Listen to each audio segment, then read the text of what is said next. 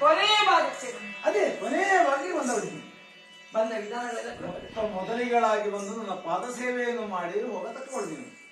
ಈ ಕ್ಷಣಕ್ಕೆ ಬಂದಾಗ ಸಭೆಯ ಮುಕ್ತಾಯ ಹಂತಕ್ಕೆ ಬಂದ. ಅದೇ ಕೆಲವಷ್ಟು ಮಂದಿ ಎದ್ದು ಹೋಗಿ ಇನ್ನೇನಿದೆ ಅಂದ್ರೆ ಇನ್ನು ಕೆಲವು ಮಂದಿ ಇದ್ದಾರೆ ಕುಳಿತುಕೊಂಡವರಿದ್ದಾರೆ.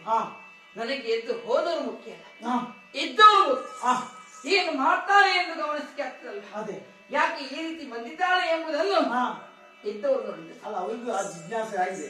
ಈ ಸಭೆ ಕೊನೆಯ ಬಾರಿಗೆ ಪ್ರಥಮ ಬಾರಿಗೆ ಬಂದು ದೇವರ ಪಾದ ಸೇವೆಯನ್ನು ಮಾಡಿ ತಕ್ಕವಳು ಈ ಕೊನೆಯ ಬಾರಿಗೆ ಬಂದಿದ್ದಾಳಲ್ಲ, ಏನು ಕಾರಣ ಅಂತ ಅವರಿಗೂ ಜಿಜ್ಞಾಸೆ ಆಗಿದೆ. ಹೌದು, ಬಂದ ವಿಧಾನ ಎಲ್ಲ ಕೂಡ ಬದಲಾವಣೆ.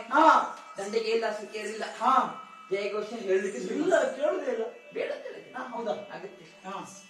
ಹಾಗೆ ಬಂದೆ ಬಂದೆ ಬಂದೆ ಬಂದೆ ನಿಮ್ಮ ಮುಂಭಾಗಕ್ಕೆ ಬಂದು ನಿತ್ತಾಕ್ಷಣ ನೀವು ಪ್ರಥಮವಾಗಿ ಗಮನಿಸಿದ ನನ್ನ ಮುಖ ಮನದ ಹದನ ವದನದಲ್ಲಿ ಕಾಣ್ತದೆ. ವದನ ಸೂಚಿಸಿ ಇವಾಗ ನನ್ನ ಮನದ ಹದನ ಎಂಬುದು ವದನ ಸೂಚಿಸಿದ ಕಾರಣ ನಿಮಗೆ ಗೊತ್ತಾಗಿ ಬಿಟ್ಟಿದೆ ವಿಚಾರ.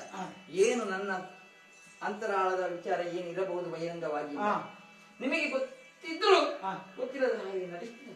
ಅದು ಗೊತ್ತಾಗ ನನಗೆ ಗೊತ್ತಿದ್ರೆ ನಾನು ಕೇಳಬೇಕಂತ ಅಗತ್ಯ ಉಂಟೇನೆ ಅಂತ ನಾನು ಹೇಳ್ಬೇಕು. ಮತ್ತೆ ನೀನು ಹೇಳಿದ್ರೆ ನೀವು ಗೊತ್ತಾಗ್ತದ.